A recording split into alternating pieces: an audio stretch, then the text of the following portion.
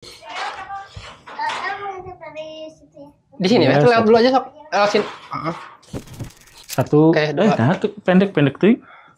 Apa ininya kurang tinggi mejanya? Oh iya, mejanya kurang tinggi.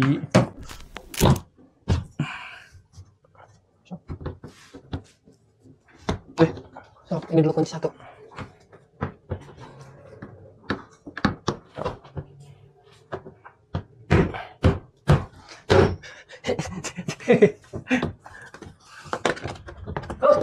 Antem. Nah, kembali lagi bersama Guru Gembul dengan berjuta-juta pertanyaan yang akan dijawab. Pak Guru sehat? Baik, alhamdulillah. Basa-basi, apa sih pertanyaannya? Langsung, Pak Guru, gimana pendapat Pak Guru soal kenaikan pajak 12%? Aduh. Ya, soal ini tuh jadi gini ceritanya ya. Jadi Indonesia itu adalah sebuah negara yang sangat kaya raya, sumber dayanya banyak, sumber daya alam, sumber daya manusianya banyak. Tapi gara-gara tidak bisa mengelola dengan baik, maka masukan terbesar untuk negara Indonesia itu didapatnya dari pajak. Jadi 80% pemasukan Indonesia itu adalah dari pajak. Bayangkan. Nah, jadi karena infrastruktur kita, karena manufaktur kita tidak jalan, karena SDA kita juga malah diambil sama asing dan sebagainya, maka ongkos kita utamanya itu dari pajak. Nah, jadi logikanya kalau Indonesia mau menaikkan penghasilan, maka dari mana? Ya pasti dari pajak.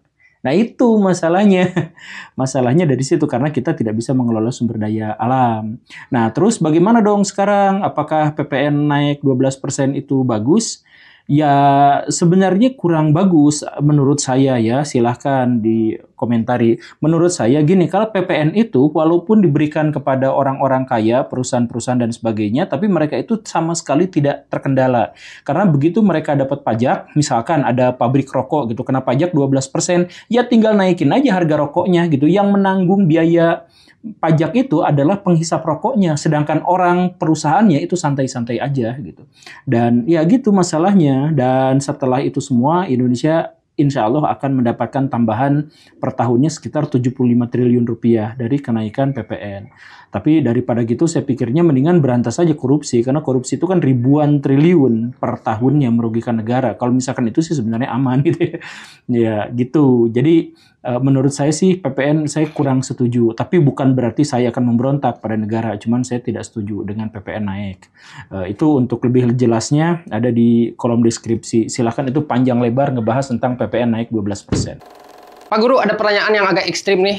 Pertanyaannya adalah, Nabi Muhammad itu nabi asli atau nabi palsu? Andai. Ya, ini sebenarnya masalah keimanan. Jadi kalau misalkan orang yang beragama, misalkan dia beragama Kristen, ya harus mengakui bahwa Nabi Muhammad itu palsu. Tapi kalau misalkan yang Islam, ya haram hukumnya untuk menyebut bahwa Nabi Muhammad itu adalah nabi palsu. Kan gitu, ini mah tergantung kepercayaan. Cuman kalau misalkan kita menggunakan pendekatan yang lebih sosiologis, maka ini akan menghasilkan sebuah dilema besar.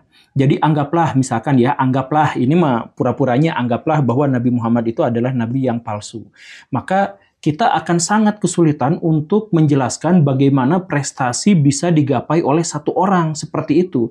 Jadi prestasi bahwa beliau itu adalah komandan perang yang tidak pernah kalah perang, bahwa beliau adalah pemimpin sebuah negara dari yang nol atau bahkan minus sama sekali menjadi negara yang bisa menaklukkan dua adidaya, yaitu Persia dan Romawi. Bahwa beliau anggaplah ceritanya tidak menerima wahyu karena nabi palsu gitu ya. Maka Al-Quran itu harus dipahami sebagai bikinan dirinya sendiri. Maka itu karya sastranya udah karya sastra jenius yang sangat sulit untuk bisa dipahami bagaimana cara membuat karya sastra semacam itu. Bahkan itu adalah karya sastra yang sampai sekarang masih dikutip. Jadi perkataan Nabi Muhammad itu adalah perkataan yang paling banyak dikutip oleh orang di seluruh dunia. Jadi ada miliaran orang sekarang yang menyebut namanya setiap hari, setiap saat, masjid-masjid dan sebagainya. Itu ya. Kemudian prestasi-prestasi di bidang duniawi yang tadi itu sebagai pemimpin, sebagai teoretikus, sebagai sastrawan dan sebagainya. Nah, dan bahkan beliaulah satu-satunya orang yang dampaknya itu bisa kita ketahui sampai sekarang bukan berdasarkan mitologi, tapi berdasarkan catatan-catatan. Jadi catatannya juga adalah yang paling banyak. Saya mohon maaf ya, kalau misalkan catatan tentang tokoh-tokoh suci yang lain itu bisa aja diragukan, tapi kalau misalkan catatan tentang Nabi Muhammad itu sudah melalui melalui verifikasi yang sangat-sangat ketat. Dan termasuk verifikasi yang sangat ketat juga itu adalah perintah dari Nabi. Nah, jadi anggaplah kalau misalkan Nabi Muhammad itu adalah nabi palsu, maka kita harus berhadapan dengan sebuah masalah tentang bagaimana caranya untuk menjelaskan prestasi yang sebesar itu untuk ukuran duniawi dan untuk ukuran ukhrawi ditanggung oleh hanya satu orang saja. Itu saya juga pernah bikin videonya di situ ya, jadi di deskripsi ada. Nah. Pak Guru, kan keyakinan itu sifatnya subjektif.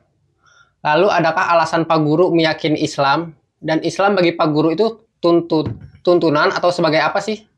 Iya, karena ya sebenarnya kan sudah dijelaskan di awal bahwa sebenarnya iman itu adalah subjektif, iman itu adalah pengalaman spiritual, pengalaman batin.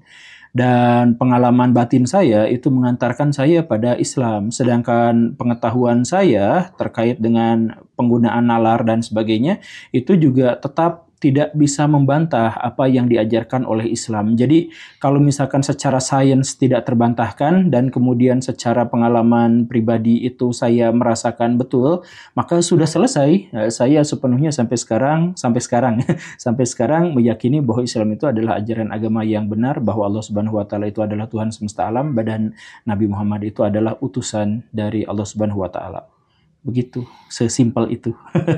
Dan ini mah pertanyaan-pertanyaan udah dibikin di video saya, jadi nonton YouTube saya. Apa? menurut Pak Guru, makna agama itu apa? Dari berkah beh. Nah, berkah beh. Iya, namanya berkah beh. Agama itu manfaatnya apa? Maknanya apa? Maknanya itu apa? Enggak, makna itu sebenarnya tidak ada. Makna itu hanya menjadi ada ketika seseorang menganggap sesuatu itu ada gitu. Jadi makna itu dibuat oleh manusia. Misalkan gini, makna kehidupan kita tuh apa sih? Kita tuh buat apa sih gitu. Kita tuh kenapa ada sih, misalkan yang kayak gitu. Ngapain kalau misalkan kita ada hanya untuk dibuat menderita atau membuat orang lain menderita gitu. Itu maknanya apa sih? Nah, pemaknaan bahwa hidup kita sebenarnya bermanfaat untuk orang lain, bahwa dengan keberadaan kita ada dan sebagainya, itu sebenarnya adalah logika-logika untuk membuat sebuah makna, membuat arti. Tapi itu hasil logika manusia. Makna sebenarnya apa? Tidak diketahui dengan pasti. Saya dalam hal ini setuju dengan Nietzsche, Friedrich Nietzsche. Jadi dia itu berpikir bahwa emang apa sih makna kehidupan, apa sih makna ini itu dan sebagainya, itu tidak ada. Satu-satunya yang membuat adanya itu adalah ketika kita membuat makna itu sendiri gitu. Makna kehidupan kita adalah untuk beribadah gitu misalkan. Nah, termasuk juga dalam hal ini adalah agama. Bisa aja orang itu memahami agama itu tidak bermakna. Makanya dia akhirnya beragama tetapi tidak memberi manfaat buat orang lain, tidak berperilaku baik dan sebagainya. Tapi ada juga orang yang beragama karena dia mengambil maknanya sendiri, maka kemudian dia akhirnya berderma kepada orang lain, kemudian dia bikin perusahaan yang sangat besar dan akhirnya dia bisa menyumbang orang lain dengan laba perusahaan itu dan sebagainya. Jadi dalam hal ini agama itu harus dimaknai secara subjektif. Maka yang paling pentingnya itu adalah gimana caranya agar kita bisa memaknai segala sesuatu dengan cara yang positif dan baik. Tapi dari penjelasan Pak Guru tadi, kalau sebagai pribadi, apakah Pak Guru pengen menjadi orang yang bernilai dan bermakna bagi orang lain? Oh iya, tentu saja. Jadi kan manusia itu keberadaannya itu bagi pikiran saya, keberadaannya itu sebenarnya minus. Keberadaannya minus? Iya, jadi manusia itu sebaiknya tidak usah ada. Karena manusia itu bukan hanya sekedar predator puncak di bumi ini, tapi manusia juga mengontrol alam semesta dan demi hawa nafsunya sendiri. Makanya keberadaan manusia dalam mode yang paling besar itu justru merusak alam. Karena misalkan ya, kalau harimau butuh makan, ya dia hanya harus makan seekor kijang dan itu bisa bertahan sampai seminggu 2 minggu. Tapi kalau misalkan manusia butuh makan, maka manusia butuh sekian hektar lahan padi, butuh sekian hektar lahan bawang merah, bawang putih, peternakan sapi, peternakan embe, kemudian kebun kacang, dan lain sebagainya hanya untuk seporsi makanan gitu. Jadi anggaplah kita makan sekarang bubur ayam gitu ya. Ya bubur ayam itu kan butuh nasi, butuh naon. Jadi kalau misalkan manusia semakin banyak, maka manusia itu merusak. Nah, Jadi sebaiknya sih saya termasuk orang yang berpikir sebaiknya manusia itu tidak usah terlalu banyak. Nah, makanya dalam konteks ini maka manusia itu minus, manusia itu berhutang. Gimana caranya agar dia bermakna? Maka dia harus memberikan manfaat yang jauh lebih besar kepada alam lebih dari apa yang alam rugikan atas keberadaan manusia. Gitu. Ngomong-ngomong soal bermakna, ada pertanyaan dari El Sinta nih. Sebagai umat Nasrani, saya fans barumu Gus. Nah, salam toleransi. Terus ada yang komen di bawahnya, Guru Gembul bukan Gus ya, saudara. Nah, pertanyaannya adalah, orang tuh disebut Gus tuh setelah apa atau gimana sih bisa disebut jadi Gus? Gus itu singkatan dari Den Bagus, Cah Bagus. Jadi para bangsawan di masa lampau, orang-orang Jawa khususnya, itu kalau punya anak, itu si anaknya tuh dibagus-bagus, ya makanya Cah Bagus gitu, atau Den Bagus ya, yang kayak gitu. Artinya ya bagus. Nah itu kemudian ketika Islam masuk ke Nusantara, kemudian para bangsawan itu berganti ininya, si personil-personilnya teh. Nah jadi yang dulu mah itu adalah para bangsawan, raja-raja dan resi-resi dan lain-lain, sekarang pindah jadi para kiai gitu. Nah, anak-anak kiai itu disebutnya Gus gitu. Kalau saya mah bukan anak kiai, bapak saya mah tukang onderdil motor. Kayak gitu. Dulu tuh sebenarnya masih bagus, dan masih eksklusif. Jadi hanya untuk kalangan pesantren aja istilah Gus tuh. Cuman sekarang jadi kacau, jadi ada inflasi gitu istilahnya mah. Jadi kemana-mana pasang nama Gus dan lain-lain, itu tidak baik. Dan akhirnya yang Gus-Gus ini juga dihormatinya secara berlebihan. Sampai disembah-sembah, sujud-sujud gitu ya. Sampai jalan bebek di depan dia itu dianggap sebagai adab. Itu bukan adab ya, itu bukan adab Islam apalagi. Itu ya adab yang sekarang-sekarang aja dibikin gitu.